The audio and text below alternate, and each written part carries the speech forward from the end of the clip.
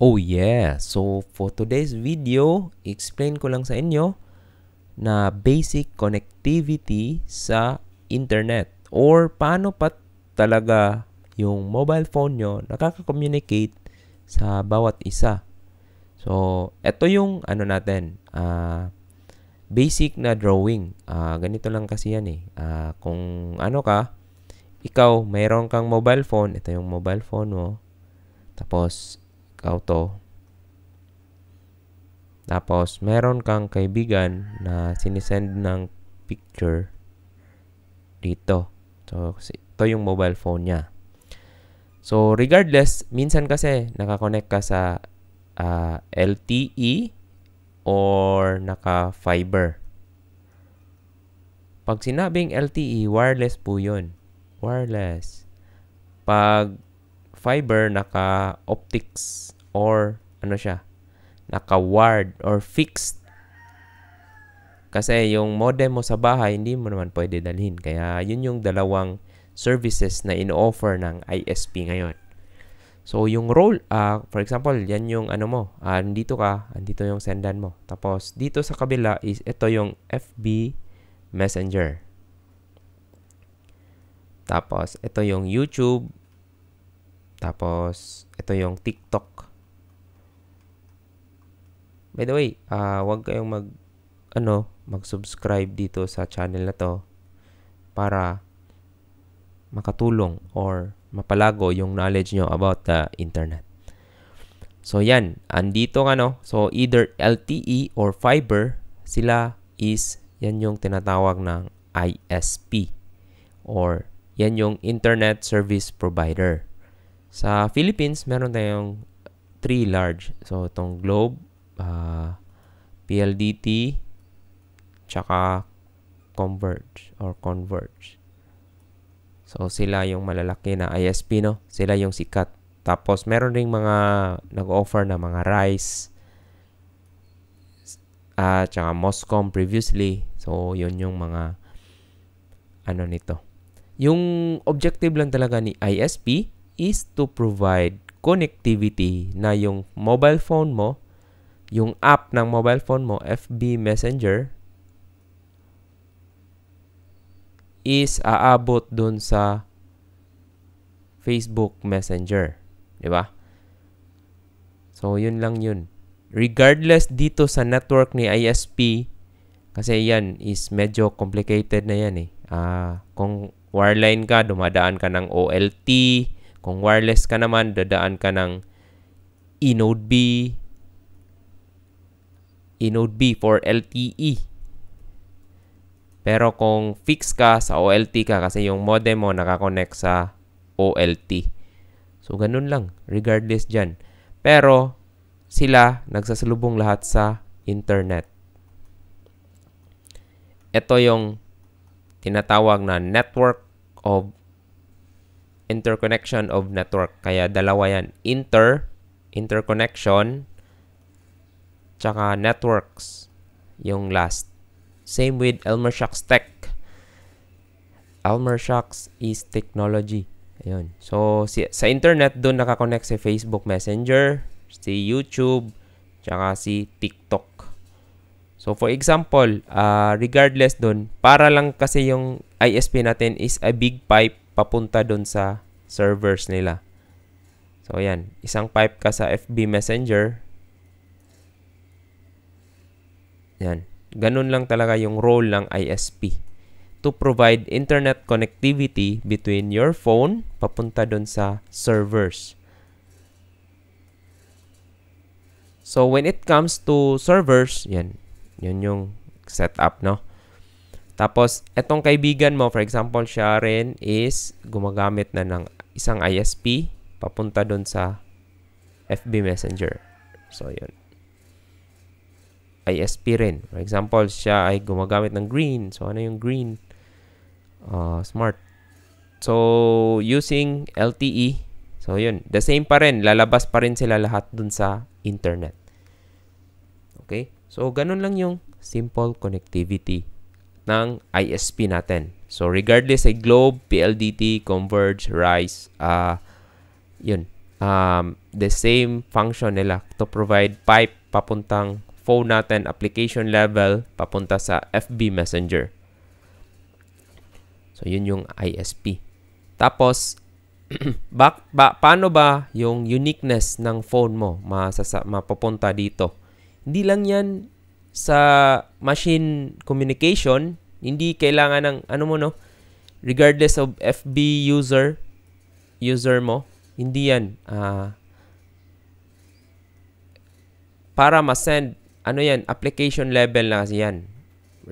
Yung packets kasi para mag-reach dun sa mobile phone device mo, kailangan mo ng IP address. Yan, IPv4 specifically. So, meron kang IPv4 na address, no? So, yun. For example, you're sending a message dito sa kaibigan mo. So, ito yung sender. Send ka. So, yung data mo, data kasi pag picture, regardless of picture, tapos encapsulate yan ng mga header. So, dyan papasok yung IPv4. Kasi para makapunta ka sa Facebook Messenger, isi-send mo na dyan yung data mo dun sa Facebook Messenger.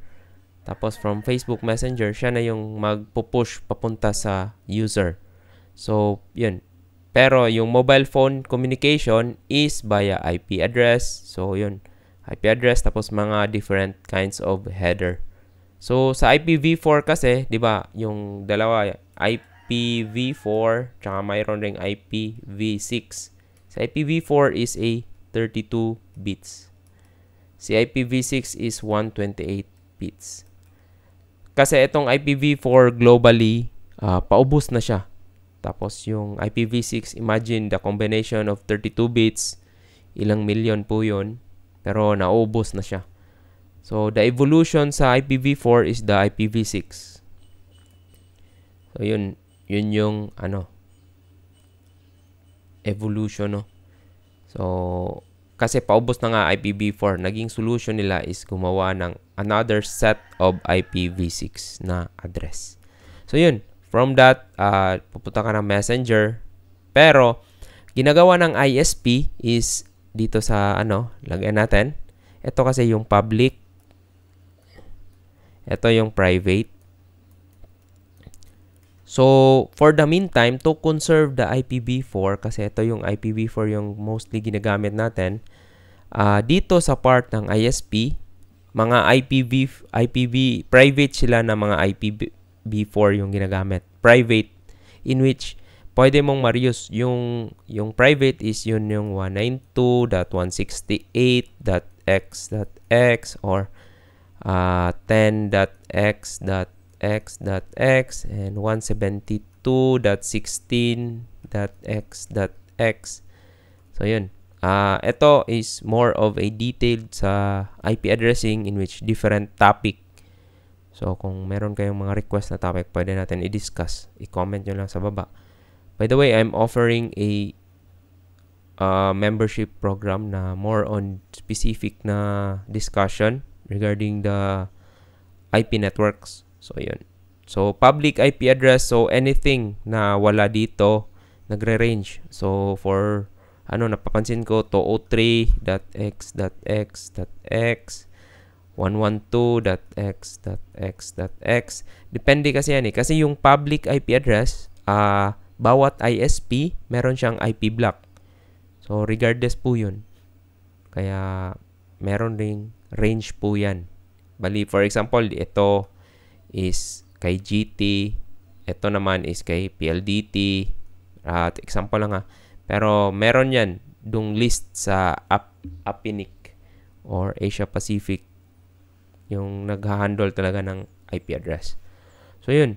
Kaya, dito pumapasok yung NATing or Network Address Translation. So, nilagay nila ng CGNAT kasi carrier grade. Kasi itong carrier grade, ibig sabihin ISP grade na routers.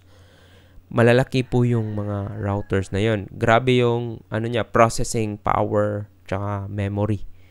Kaya huwag kayong mag-alala regarding sa CGNAT Ito yung mga basic question na CGNAT.